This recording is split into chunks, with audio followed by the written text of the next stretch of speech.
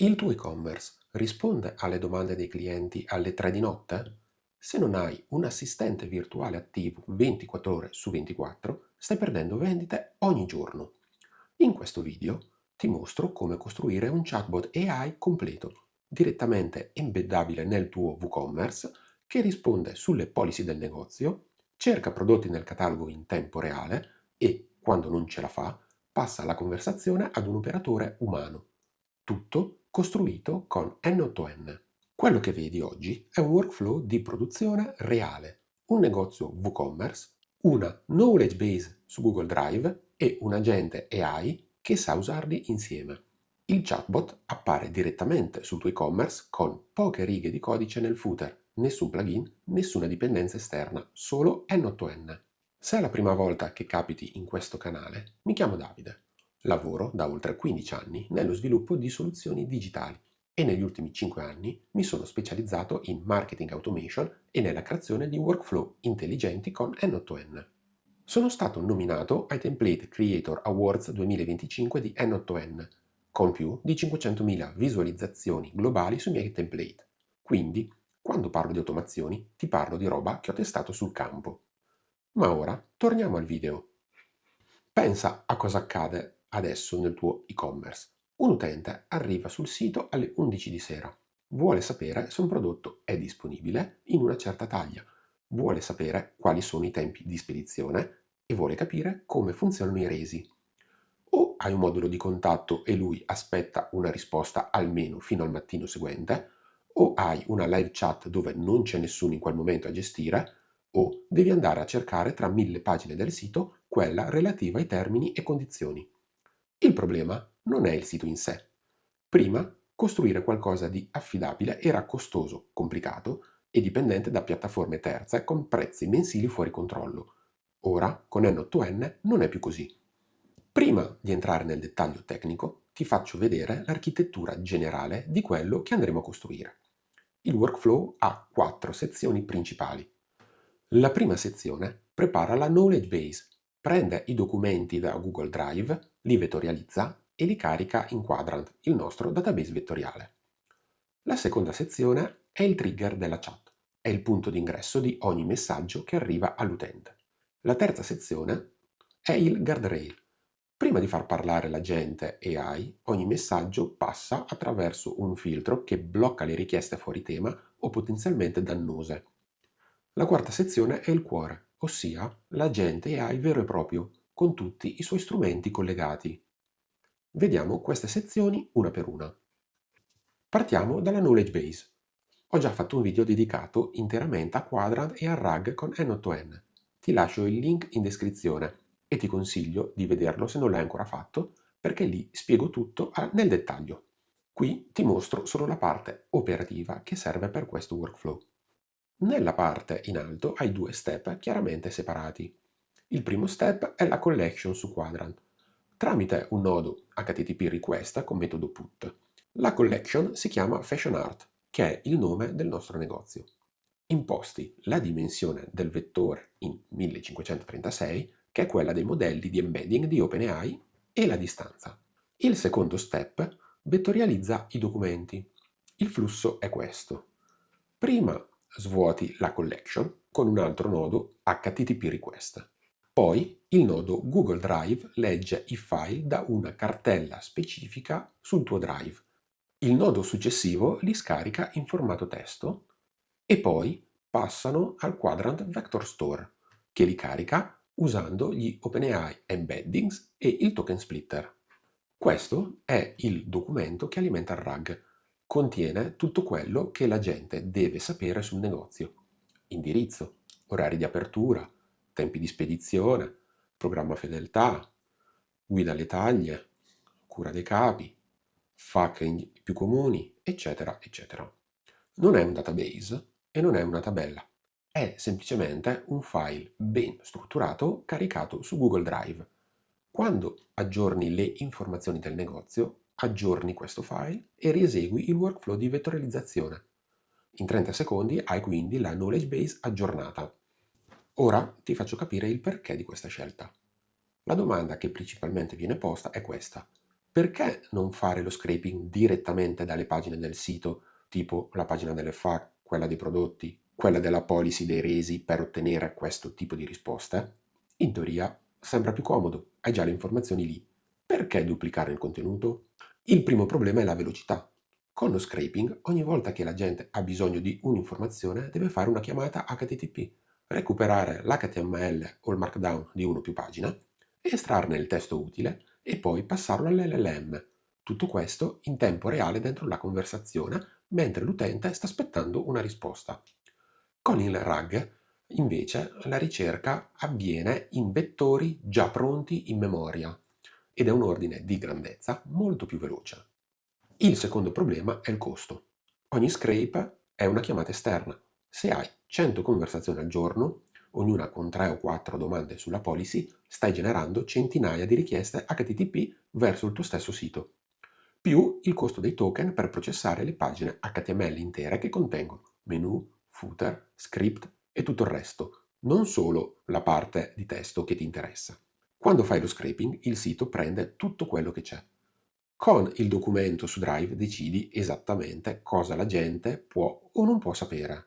Può includere informazioni che non sono presenti sul sito, come script di risposta preferiti, istruzioni per casi particolari e tono di voce specifico, e poi escludere cose che non vuoi che la gente menzioni. Il quarto problema è la fragilità. Se il team cambia il layout della pagina FAQ, lo scraping si potrebbe rompere. Il documento su Drive, quindi, non dipende da nessuna struttura HTML, è stabile per definizione. Ora entriamo nel workflow operativo, quello che si attiva quando l'utente scrive nella chat. Il punto di ingresso è il nodo Chat Trigger. Questo nodo espone un webhook pubblico che riceve i messaggi dell'utente. È lui che tiene anche la sessione aperta, in modo da poter gestire conversazioni multiturno. Per far ciò è necessario quindi cercare Make Chat Publicly Available e come modo Hosted Chat. Nota bene un'altra cosa. Il nodo è impostato con l'opzione Response Mode uguale a Using Response Nodes. Questo significa che la risposta finale non viene mandata automaticamente dal trigger, ma dal nodo dedicato più avanti all'interno del workflow. Questo ti dà il controllo totale su cosa mandare e quando. Nella configurazione trovi anche il campo Allowed Origins, dove inserisci il dominio del tuo sito per abilitare il course. Ci torniamo quando parliamo dell'embed. Ogni messaggio che arriva passa prima al nodo Guardrail. Questo è uno dei nodi più utili di N8N quando lavori con agenti AI in produzione. Il Guardrail è un LLM che ha un compito solo: valutare se il messaggio d'ingresso è appropriato per questo contesto. Gli dici chi sei, gli dici di cosa si occupa questo assistente e lui decide se passare il messaggio all'agente oppure rispondere direttamente con un messaggio di rifiuto predefinito. Nel nostro caso il messaggio di rifiuto è già scritto, qualcosa come: mi dispiace, posso però aiutarti con qualsiasi domanda riguardante fashion art, i nostri prodotti o i nostri servizi. Il Guardrail quindi ha due uscite: un'uscita che va all'agente e l'uscita che va direttamente al nodo chat che manda la risposta di rifiuto e termina il workflow. Perché è importante? Perché in un sistema di produzione non puoi permettere che l'agente venga usato per scopi non previsti e il guardrail è il primo livello di protezione. Se il messaggio supera il guardrail, arriva all'agente vero e proprio. L'agente si chiama in questo caso e-commerce customer support. È un nodo AI agent di N8N con 4 tool collegati. Il modello principale è Google Gemini 2.5 Flash. È veloce, economico e gestisce bene il testo italiano. Ovviamente è possibile sostituirlo con qualsiasi altro modello, purché sia veloce e adatto a questo tipo di attività. Non utilizzare quindi modelli di ragionamento come Opus. La memoria è il nodo Window Buffer Memory. Mantiene gli ultimi 10 scambi della conversazione. Questo è fondamentale, perché senza memoria ogni messaggio è isolato e la gente non ha contesto. Con la memoria, invece, la gente ricorda cosa è stato detto prima nella stessa sessione. Come? Collegando il Session ID che proviene dal nodo Chat Trigger. Poi ci sono i tool. 4 strumenti, ognuno con uno scopo preciso. Anzi, in realtà sono 5 perché abbiamo il nodo calculator, che è un nodo predefinito di N8N, che permette di fare dei calcoli matematici. Questo ci è utile, ad esempio, per calcolare il prezzo totale di 2 o più prodotti. Prima di parlare di questi tool, vediamo il system prompt dell'agente. Questo è il cervello del sistema. Il system prompt definisce chi è l'agente, il nome del negozio, la sede, il tono di voce, la lingua, i valori. Definisce gli strumenti disponibili e quando usarli, non genericamente ma con istruzioni precise. Per ogni strumento c'è scritto esplicitamente in quale situazione va usato. Per esempio, se il cliente fa una domanda sulle policy, usa prima il tool RAG Search. Se chiede un prodotto specifico, usa Get Product. Se chiede consigli su più prodotti, usa Get Many Chat Product. Se la situazione invece è troppo complessa o richiede un intervento umano, usa Get Human Support. C'è quindi una logica di fallback. Se nessuno strumento restituisce dati utili, informa il cliente e propone l'escalation. Questo system prompt ovviamente può essere adattato, ampliato ed è fondamentale che sia perfetto, perché da questo system prompt dipende l'efficacia e l'affidabilità di tutto il chatbot.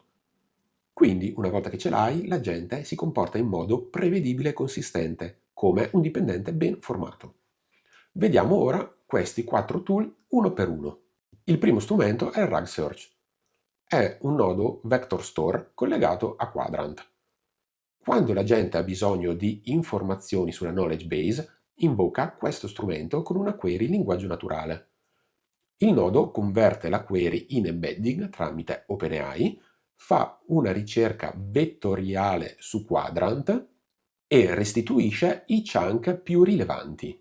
Il modello di questo strumento è GPT-4o Mini.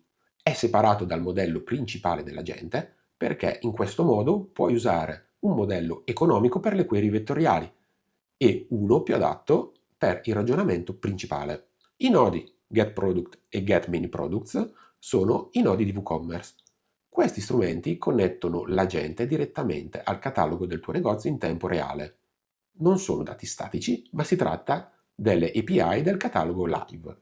GetProduct, nello specifico, recupera i dettagli di un singolo prodotto dato il suo ID. GetManyProducts, invece, recupera una lista di prodotti con dei filtri. Per collegare questi nodi al tuo WooCommerce ti serve un API key. Vediamo come ottenerla. Quindi andiamo nel backend di WordPress. Vai su WooCommerce e impostazioni. In alto trovi le schede. Cerca quella che si chiama Advanced e clicca poi su REST API Keys. Clicca quindi su Aggiungi chiave, inserisci una descrizione, seleziona l'utente con permessi adeguati e scegli il livello di accesso. Per il nostro caso read è più che sufficiente, perché la gente legge i dati ma non modifica nulla. Ti vengono poi mostrate una consumer key e una consumer secret. Copiale subito e salvale perché non le rivedrai più. Torniamo ora su N8N. Apriamo le credenziali di WooCommerce, inseriamo l'URL del negozio, la consumer key e il consumer secret che abbiamo appena creato. Verifichiamo che la connessione abbia successo e salviamole. Ora i nodi di WooCommerce sono pronti.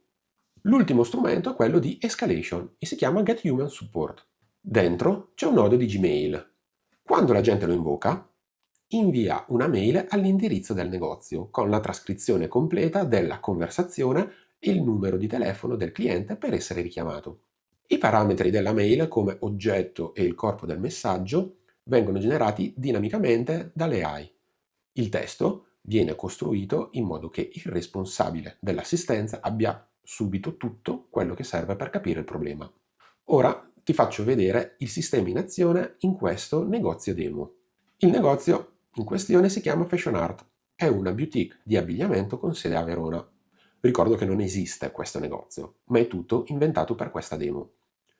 Apriamo quindi la chat e iniziamo con una domanda fuori contesto. Com'è il tempo oggi a Milano? Inviamo. Il sistema riconosce che è una domanda fuori contesto e risponde brevemente senza consumare troppi token e senza chiamare nessun tool. Ora scriviamo un semplice messaggio che tocca la knowledge base. Dove si trova il negozio? Che orari avete? Inviamo. L'agente invoca il tool Rag Search, recupera le informazioni dal documento su Drive che abbiamo vettorializzato prima e risponde. Il negozio Fashion Art si trova in corso Porta Borsari 12 Verona. Per quanto riguarda gli orari, ecco il riepilogo, mi dice tutti gli orari. Ti informo che il negozio osserva una chiusura estiva dal 10 al 25 agosto e una chiusura invernale, eccetera, eccetera.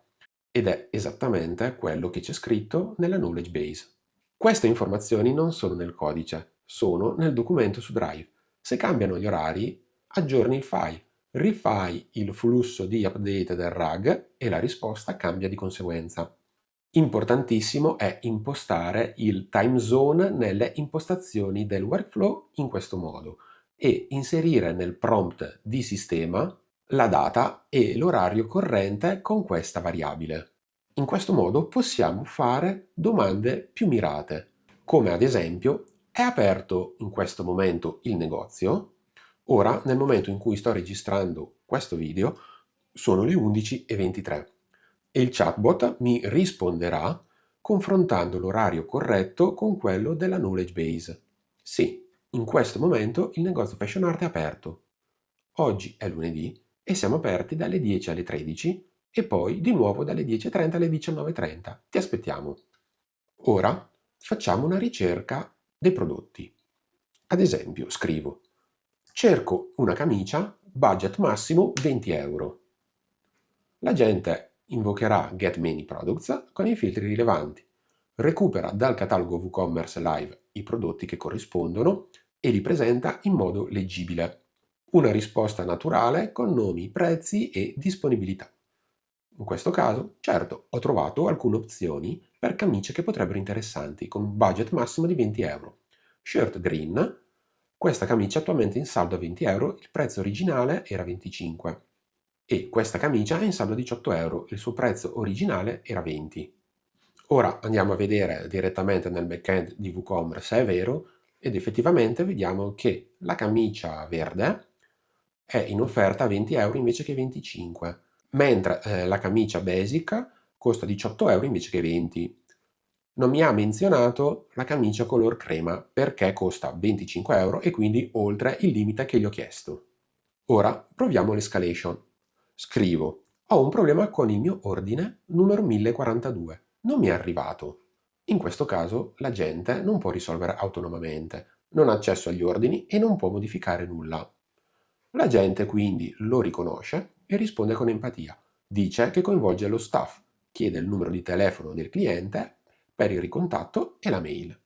Inseriamo quindi il numero e una mail fittizia.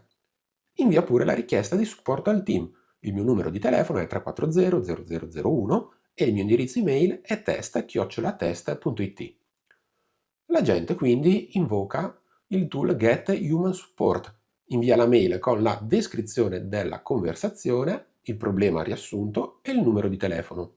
Il responsabile quindi riceverà la mail strutturata e sa già tutto. In questo caso vediamo che l'oggetto creato è problema ordine 1042 mancata consegna e il messaggio qui riassunto del problema, il cliente segnala che l'ordine numero non è mai arrivato, i dettagli del cliente, la mail, il telefono e il riassunto della conversazione. Vediamo poi che la mail è stata evasa correttamente. Questa è l'escalation, non un modulo di contatto generico, ma un passaggio di consegne preciso e immediato. Ultima parte, quella che trasforma questo workflow da un prodotto interno a un prodotto finito per il cliente. Come embeddare la chat direttamente sul sito e-commerce. Torno al nodo chat trigger e guardo i parametri. Il primo parametro da verificare è public. Deve essere impostato su true. Questo espone l'endpoint pubblico in modo che il sito possa raggiungerlo. Poi, come abbiamo visto, c'è il campo dedicato al course. Qui quindi inseriamo il dominio del nostro e-commerce. Senza di questo il browser blocca le richieste per motivi di sicurezza. E, cosa molto importante, è attivare il workflow rendendolo pubblico. Ora, una volta attivato il workflow, copiamo l'URL del webhook di produzione. Ora andiamo nel backend di WordPress in Theme File Editor e selezioniamo la pagina di footer.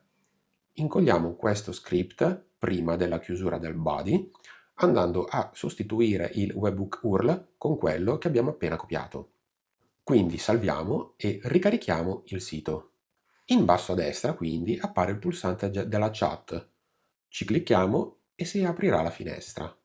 Scriviamo un messaggio, ad esempio ciao, e la gente mi risponderà.